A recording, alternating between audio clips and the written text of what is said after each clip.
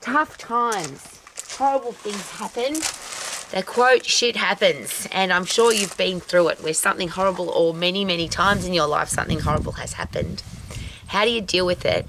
And here's a great thing to consider. Every tough thing that's ever happened to you, and if you are still standing right now, is it possible that your brain is better, stronger, more resilient, can think more clearly, is more logical, is better than before the challenge? So that's one of the things I was taught at a very young age, and I really appreciate tough times for that reason, because every time I've come through a tough time, I now know I've got proof that my brain is better. And if your brain's better, then obviously you can go forward with good times and bad times, knowing that you can handle them better because your brain is smarter and wiser and more logical and has more common sense and has dealt with tough times. Have you ever met people that don't know how to deal with tough times?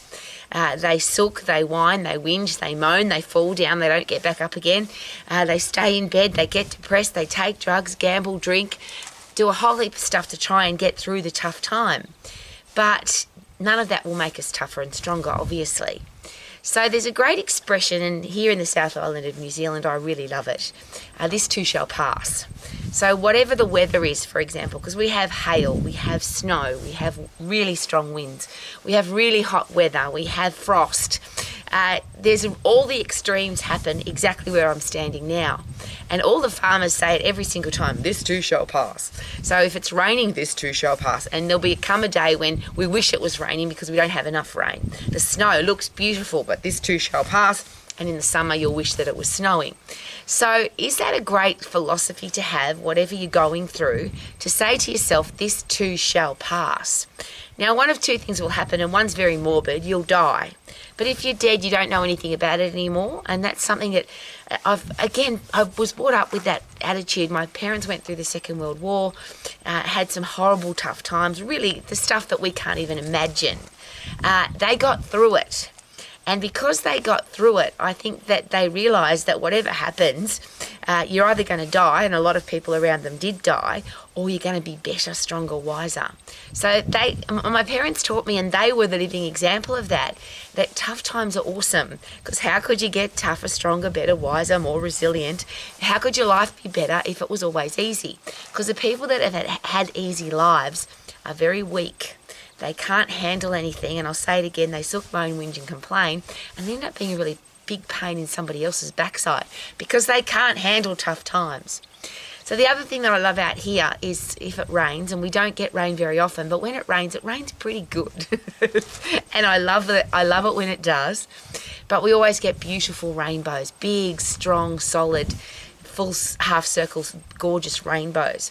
And they are a reminder that it has passed. When you think this too shall pass, now the rainbow says it has passed, the rain's gone on to somewhere else, and now we've got water for greener grass, water for the animals, water to have a shower, water to wash the car, water to wash your clothes, water to brush your teeth. You have to have water, which is always a really funny thing when people whinge to me about it's raining. Yeah, we need the rain. It's really important. I call it free water out of the sky.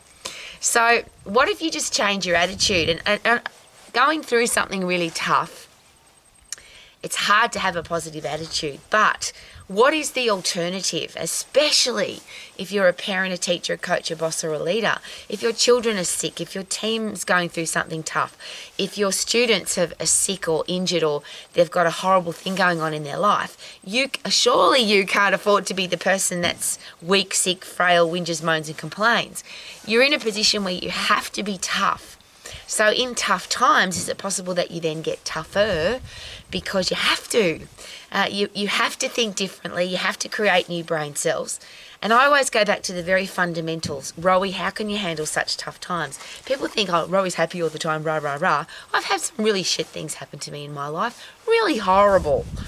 But I'm standing here today. I didn't die. So the alternative is one is you die or two is you get better. That one in the middle, I don't have an option for that, and I hope that you don't either, because I want our kids to see that that isn't an option. Falling down, staying down, sulking, whinging, moaning, complaining should never be an option for going through tough times or how to handle tough times, which means you're not really handling them, you're just sulking through them. So when you get to the end of the tough time, what a great thing to say, what did I learn from that? How did I grow from that? How did I get better? How can I get better so that my brain gets better? But why not speed that up? When you're going through something, great expression like the farmers, this too shall pass. And when it has passed, what will I have learned from this experience? So that if it ever happens to me again, I'm better, which is why I use the fundamental of fitness and strength. And I don't like to use the word exercise anymore because most people don't like to exercise. 9 out of 10 people say that they hate it, and even if they're doing it, they don't want to do it. So I don't exercise. I just make sure that my body is really fit and really strong, because a fit, strong body has a fit, strong brain. Endocrine system, central nervous system, skeletal, muscular, digestive, immune. Everything is stronger when you're fit and strong. So you get sick less because you've got strong muscles pulling on strong bones, your immune system's built inside your bones. If you don't get sick at all, ever, or very rarely, then of course you are going to be a better leader because you don't have downtime because you're sick or you're tired or you're lethargic or you can't be bothered. Those things are never an option for me. So I've got to be really fit and really strong. When you're really fit and really strong, your brain chemistry changes. And I bang on about this all the time, but people seem to think, oh, rowy rah-rah. It's got nothing to do with rah-rah. It's pure physiology. How's that for a good word? Physiology. When you get puffed, you change your brain chemistry. It's called the fight and flight system. And I'm sure you learnt about it in school. I bang on about it every day. When you run away from a threat, that's great because it didn't kill you. The challenge I've always got with the running, though, is that even if you got away from the threat's still there. It might chase you again.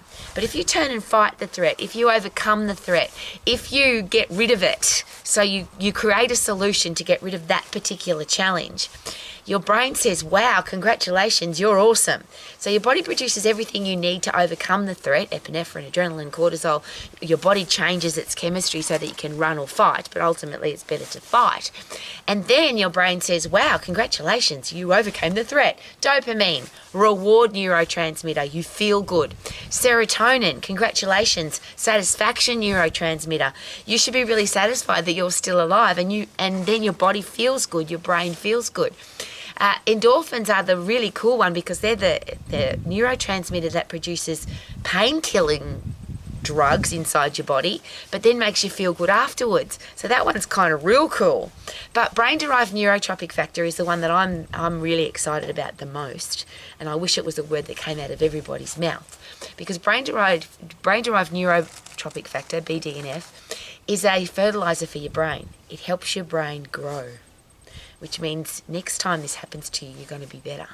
So if you go through a tough time, get fit, get puffed, lift heavy to be strong. Whatever you're going through, most people drop their exercise program, or I'll say it again, they drop the concept of being really fit and being strong, and they change it for, I'm really stressed and I don't have time to move. That's really a very poor choice, isn't it? Because the thing that's going to give you the biggest tools, the strongest tools, the most tools to overcome something, pain-killing, satisfaction neurochemicals, happy drugs, everything that's going to change your life for the better happens when you get puffed and when you lift heavy, when you fight the threat, which is why I love martial arts, because every time you kick and punch and jump, which is martial arts, kick and punch and jump and wrestle, then your body is getting better for the next time. You're fighting the threat rather than running away from it. So one of the things I do every day, and whether I'm feeling good or I'm not, whether I've got a tough time or an easy day, I include it every day so it's a habit. So I come outside for fresh air and sunshine, of course. I sprint round my driveway, I sprint on soft sand, I skip rope, I sprint on the spot, I do jump squats, I do everything possible multiple times throughout the day to change my brain chemistry to produce brain-derived neurotropic factor, BDNF, fertilizer for my brain, so that my brain's getting better all the time. Now, the side effect of that is, of course, you'll always be less stressed, because if you feel stressed, you get rid of the stress. Now you feel fantastic. You won't get sick because you're fit and strong. You'll have good self-esteem and self-confidence because your brain's working effectively. You know that you're fit and strong. If you watch a fit, strong person at the start of a race, for example, if you start a marathon and you know that you're the fittest and strongest you could possibly be, you're more confident to do the race. If you haven't trained hard enough, if you haven't put in 100% effort, you don't know if you can do it. So the fundamental of every tough time is to have a body and a brain that can deal with the tough time. Not sook, whinge, moan and complain, but to be better, stronger, wiser, during the situation and for next time. So I love this too shall pass. I love don't sweat the small stuff because it's all small stuff. And if you ever think that whatever you're going through isn't small, there's always somebody that's got worse things. And it doesn't matter what I've been through, there's always somebody that's going through something worse. And I know that doesn't take away from what you're going through. But if other people can handle it and get better and stronger and wiser because of their tough time, is it possible that you can too? I often come out here at night time when the stars are out or the moon's full, and I go, well, really, you know, when you look up at space, you go, what am I? I'm just this blip of nothing in a big expanse of everything. What I'm going through, suck it up, Rowie, put your big girl's pants on and get tougher and stronger and wiser because of the challenge that you're going through. And every single day, whether I'm happy or sad, whether I'm stressed or it's the most brilliant day I've ever had, I always sprint. And I have a joke now with a lot of the people that come to my classes. You should be getting older, wiser, better, stronger, not just older. I think that's a great philosophy to have. So there's a challenge on that every year, whatever age you are, you get whatever, that number becomes very important. So at 60, I make sure that I can always do 60 push-ups, I can always do 60 jump squats, I can always sprint on the spot for 60, I can always go flat out for 60 seconds skipping. And next year is 61 and then 70 and then 80 because I want to get better as I get older. And that means, of course, that I'm going to have a healthy, strong brain. Alzheimer's, dementia, all the horrible brain debilitating diseases, sarcopenia, that your muscle rots away, osteoporosis, your bones rot away, none of that's going to happen. You can be really fit and really strong, and barring accident and barring bad luck, then you won't get sick, you won't get the horrible diseases, because the killer diseases in the world right now are caused by inactivity. They're caused by people who are weak and frail and unfit and fat and lazy, and I don't make apology for that. If you're really fit and really strong, even if you get sick, you'll handle it better, you'll recover quicker. Injury, disease doesn't matter. Everything is better if you're fitter and stronger. So I do everything every day with a brain space that says, is this making me fitter? Is this making me stronger? Will I be better because of this? Now that's just my choice, but you can choose that too. Because if you want to live your life to the max, you've got to be healthy, fit and strong. Live your life to the max, healthy, fit and strong. Woo-hoo-hoo. How about lean and energetic as well? Yay! Check out my garden. Woohoo!